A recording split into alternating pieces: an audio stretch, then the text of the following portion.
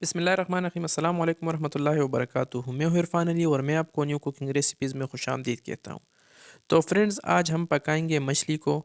इंतहाई आसान तरीके से हम आज आपको मछली पकाना सिखाएंगे इंशाल्लाह। अगर आप लोगों ने आज हमारे बताए हुए तरीके को फॉलो किया तो मैं यकीन से कहता हूँ कि आप लोग बाज़ार की मछली को भूल जाओगे और घर में इंतहाई आसान तरीके से और बहुत टेस्टी तरीके से आप मछली को पका सकोगे। तो चलिए फ्रेंड्स, वीडियो को स्टार्ट करते हैं। तो फ्रेंड्स, यहाँ पर हमने लिया है 3 kg यानी 3 किलो मछली को, जिसके पीसीज हमने बना लिया है और इसको हमने अच्छी तरह से धो लिया है। तो अब हम इसमें ऐड करेंगे मसाले। तो मसालों में हमारे पास है 3 चम्मच फ़िश मसाला, यानी जो बाज़ार में ये आम मिलता है मछली का मसाला। तो यहाँ पर हमने 3 चम्मच मछली का मसाला लिया है। 2 चम्मच कुटी हुई खुश्क धनिया यहाँ पे हमने लिया है। हस्बी ज़रूरत नमक लिया है। हस्बी ज़रूरत सुरख मिर्च लिया है। कुटी हुई लाल मिर्च लिया है और 1 चम्मच साबुत ज़ीरा यहाँ पर हमने लिया है। ये सारे मसाले हम मछली के ऊपर ऐड करेंगे और इसको हम अच्छी तरीके से मिक्स करेंगे।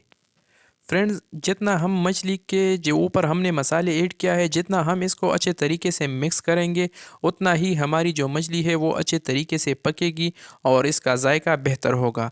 तो ये सारे मसाले हम मछली के ऊपर ऐड करेंगे और अब इसके बाद हम यहाँ पर ऐड करेंगे 2 चम्मच लहसुन का पेस्ट। तो 2 चम्मच लहसुन का पेस्ट भी यहाँ पर हमने इसमें ऐड किया है। तो फ्रेंड, लहसुन ऐड करने के बाद अब हम इसमें ऐड करेंगे आधा कप बेसन को। तो बेसन को आप लोगों ने पहले अच्छी तरीके से छान लेना है और छान लेने के बाद फिर आप लोगों ने इसके ऊपर ऐड कर देना है। तो बेसन भी यहाँ पर हमने हाफ कप इसमें ऐड किया है। तो फ्रेंड्स, बेसन ऐड करने के बाद यहाँ पर हमने लिया है 2 चम्मच सिरके का। तो यहाँ पर हम वाइट सिरका 2 चम्मच इसमें ऐड करेंगे। तो सिरका भी यहाँ पर हमने इसमें ऐड किया है। सिरके से इसका जायका बहुत बेहतर होता है। तो सिरका ऐड करने के बाद अब हम इसको हाथों की मदद से अच्छे तरीके से मिक्स करना है। आप लोगों ने इसको अच्छे तरीके से मिक्स करना है, क्योंकि मिक्सिंग जो होती है ये मछली की ख़ास बात होती है पकाने में। तो इसलिए आप लोगों ने इसको अच्छे तरीके से पहले मिक्स कर देना है। तो फ्रेंड्स, अल्हम्दुलिल्लाह हमने मसालों को अच्छे तरीके से मिक्स किया है, आप लोग इसे देख सकते हैं। तो अब हम इसको रेस्ट के लिए तकरीबन 1 घंटे के लिए रख देंगे।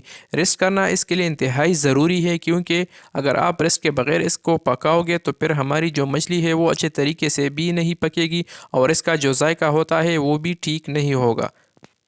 तो इसलिए अब हम इसको 1 घंटे के लिए रेस्ट पर छोड़ देंगे। तो फ्रेंड्स, अल्हम्दुलिल्लाह 1 घंटा गुजर चुका है और हमारी जो मछली है बस सिर्फ फ्राई करने का इंतज़ार है।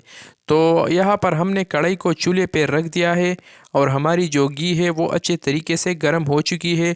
और एक और अहम बात, घी या कुकिंग ऑयल जो भी हो, आप लोगों ने इसको अच्छे तरीके से गर्म कर देना है।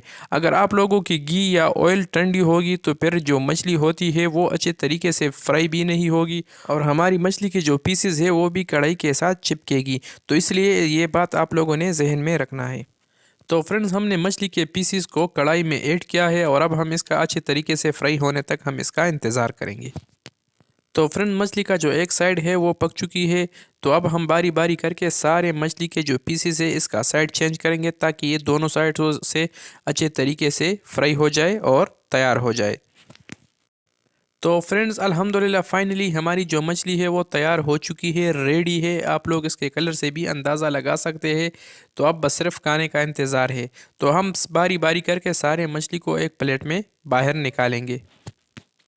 तो आप सब दोस्तों से गुजारिश है, अगर आप लोगों को हमारी वीडियोस अच्छी लगती हो तो बराए करम हमारी वीडियो को भी लाइक और शेयर किया करो और चैनल को तो ज़रूर सब्सक्राइब किया करो, क्योंकि इनसे हमें काफ़ी हौसला मिलता है और हमें मज़ीद काम करने की जज्बा पैदा होता है।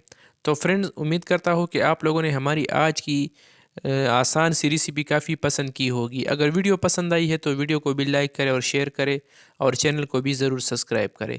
तो फ्रेंड्स, मिलते हैं नेक्स्ट वीडियो में एक नई और आसान सी रेसिपी के साथ। तब तक के लिए अपने दोस्त, अपने भाई इरफान अली को दीजिए इजाज़त।